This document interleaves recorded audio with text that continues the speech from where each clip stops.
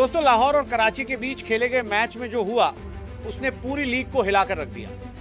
यह मैच खत्म होने से पहले ही एक बड़े विवाद में बदल गया और पूरा मामला जुड़ा हुआ है लाहौर टीम के खिलाड़ी फखर जमान से। गेंद के साथ छेड़छाड़ का आरोप, अंपायर की पेनल्टी, आधिकारिक बयान और अब सुनवाई। यह पूरा मामला अब बहुत बड़ा बन चुका है और अगले कुछ समय में फखर जमान का भविष्य भी तय हो सकता है। लेकिन आगे बढ़ने से पहले अगर आप ऐसी ही क्रिकेट की बड़ी खबरें, मैच की पूरी कहानी और अंदर की जानकारी देखना चाहते हैं तो वीडियो को पसंद करें, चैनल को सब्सक्राइब करें और अपनी राय टिप्पणी में जरूर लिखें, क्योंकि यहां आपको क्रिकेट की हर बड़ी खबर सबसे पहले मिलती है। अब पूरी घटना को शुरू से समझते हैं। मैच अपने सबसे रोमांचक मोड़ पर था और अंतिम ओवर आने वाला था। तभी अचानक अंपायर ने गेंद को चेक करना शुरू कर दिया। मैदान पर कुछ देर चर्चा हुई, खिलाड़ी भी अंपायर के पास आ गए और माहौल थोड़ा गंभीर हो गया। कुछ ही देर बाद अंपायर ने फील्डिंग टीम पर 5 रन की पेनल्टी लगा दी।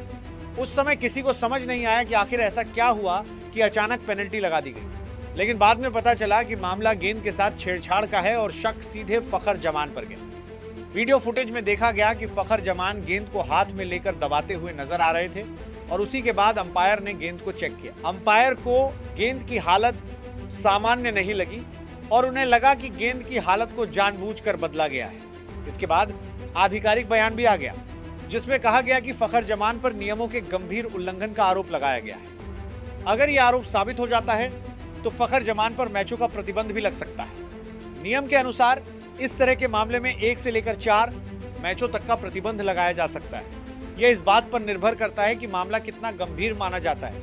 लेकिन इस पूरी कहानी में सबसे बड़ा मोड़ तब आया जब फखर जमान ने इन आरोपों को साफ साफ गलत बताया। फखर जमान ने कहा कि उन्होंने गेंद के साथ कोई छेड़छाड़ नहीं की और वो पूरी तरह निर्दोष है।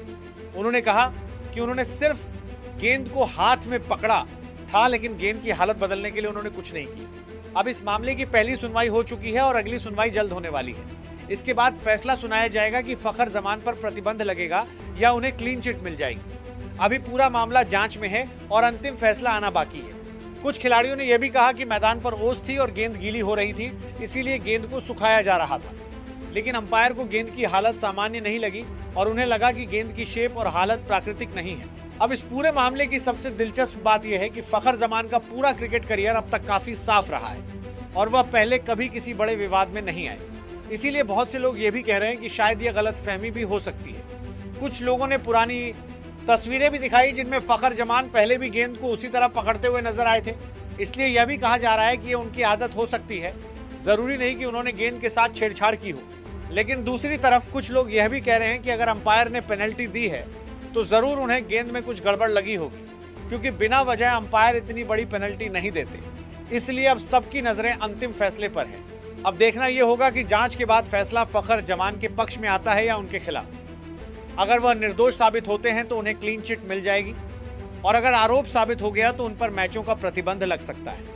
यह फैसला बहुत महत्वपूर्ण होने वाला है और इससे फखर जमान के करियर पर भी असर पड़ सकता है। लेकिन एक बात जरूर है, इस पूरे विवाद के बाद लीग अचानक बहुत ज्यादा चर्चा में आ गई है और हर जगह इसी मामले की बात हो रही है। सोशल मीडिया पर भी लोग अलग अलग राय दे रहे हैं। कोई फखर जमान को निर्दोष बता रहा है तो कोई कह रहा है कि जांच के बाद ही सच्चाई सामने आएगी।